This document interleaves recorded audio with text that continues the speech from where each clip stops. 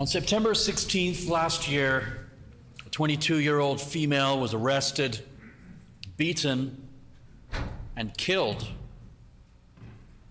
Why? Because it was deemed that she was not wearing her headscarf properly by the so-called morality police in Iran. Her name, Mahsa Amini.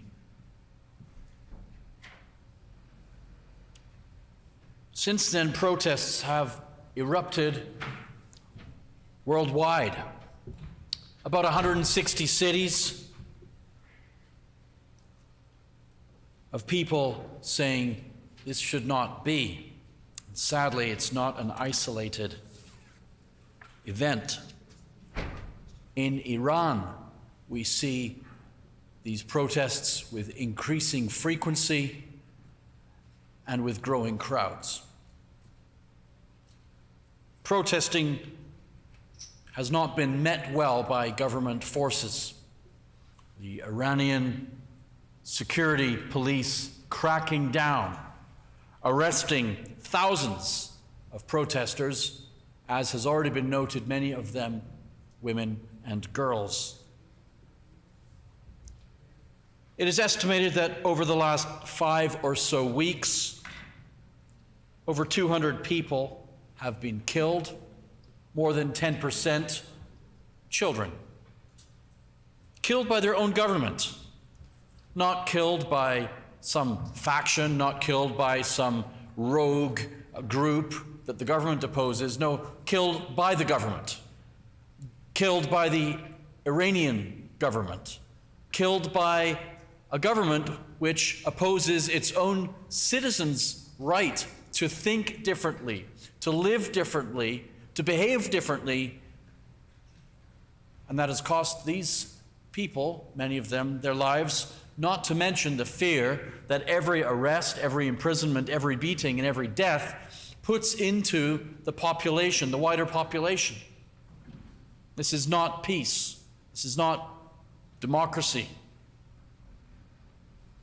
The UN has described this situation as deeply worrying. And yet Iran continues to have status at the UN, even while it controls its own internet, the internet access of its own people, even while it censors the news that they see, and as much as it can, the news that comes out of Iran. About 8,000 people have been arrested, which is a staggering number, and those are estimates. I'd like to name some of those who have died. A 16-year-old girl, Asra Panahi, died. Allegedly, she was beaten to death by state security forces. I have a 16-year-old daughter.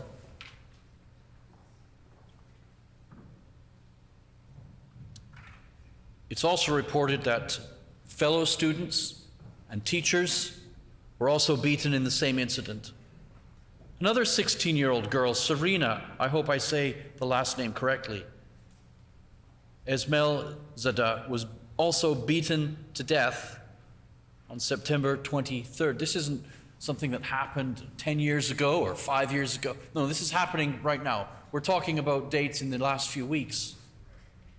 Nika Shakarami, another young girl, aged 16, murdered by her own government for having a different opinion and saying so.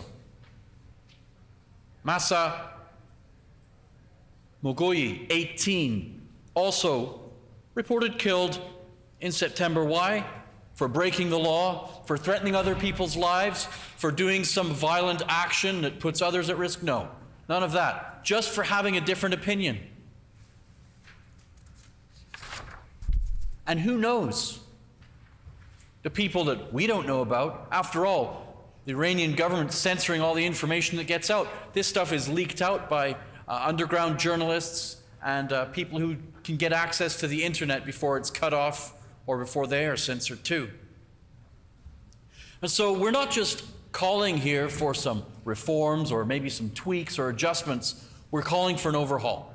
We're calling for democracy to take root in Iran. We're calling for the Canadian government to throw its weight behind this resolution and other initiatives like it, to declare the IRGC a terrorist organization. Because whatever our differences in this chamber, and yes, there are lots of them, we all agree that you have the right to a different opinion. You have the right to live differently. You have the right to choose differently. You have the right to worship differently. You have the right to believe differently. Not in Iran. No, there's only one right way there, and that's what we're speaking up against. That's what we take issue with, Mr. Assistant Deputy Speaker. That's what we are concerned about. We're concerned that people in our constituencies have family members in a country where if you believe the wrong thing, you could be beaten. You could be murdered by the government thugs, the IRGC, the Iranian Revolutionary Guard Corp. This is not some recently gathered gang. This isn't some rogue unit of the army. No. This is an organization which has been around for some time. This is an organization which is armed, which is organized, which is state-sponsored. This organization is brutal. This organization is violent. This organization is murderous. This organization shot down Flight PS752. We know this. The international community knows this. The Canadian government has known this. And only a few weeks ago did the Canadian government say that they're going to take some steps, and I applaud those steps. But I want to know, why is the IRGC not on the list of terrorist organizations? Steps are good. Sanctions are good. You can't come to Canada. These are all good things. I support them. That organization, though, needs to be on the terrorist list for Canada. What message would that send to the United Nations? What message would that send to other countries? What message would that send to our Iranian communities here in our city of Winnipeg, in our province of Manitoba, and across the nation of Canada, that we're not just going to make life more difficult for these organizations, we will name them for what they are, as terrorist organizations, Mr. Assistant Deputy Speaker. When that flight was shot down over 3 years ago, 176 people died. 138 of them had direct ties to Canada. In fact, 55 of them were Canadians. The IRGC has terrorized the people of Iran for decades. It has openly declared support for other organizations that we have called terrorists, Hezbollah, Hamas. But we won't call them terrorists. We need to, Mr. Assistant Deputy Speaker, and we need to, in this room today, send that statement to Ottawa calling on them to put these guys on the list.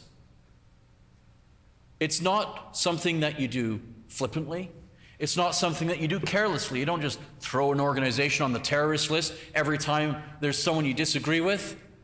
We shouldn't do that, and that's not what we're asking for. There haven't been, nobody's been put on the terrorist list, no organization, I think, since 2003. If I recall correctly, there are only 9 organizations, nine regimes on the official terrorist list. But I think it's time we add a 10th, the IRGC. I think it's time we send that message to them, to the international community, and to the Iranian community in our city, that making life difficult for terrorists is not enough. Saying, don't come here on a holiday is not enough. Saying, don't do business with Canadian companies is not enough. The next step, and maybe there are more, is calling them out as a terrorist organization, listing them on a list that has not been added to since 2003, nearly 20 years, and we should be cautious. But what more do these guys have to do as they arrest, as they beat, as they murder women and girls for having a different opinion? I say that is a terrorist regime, and I condemn it, and I call all of us to condemn it here. The member's time has expired.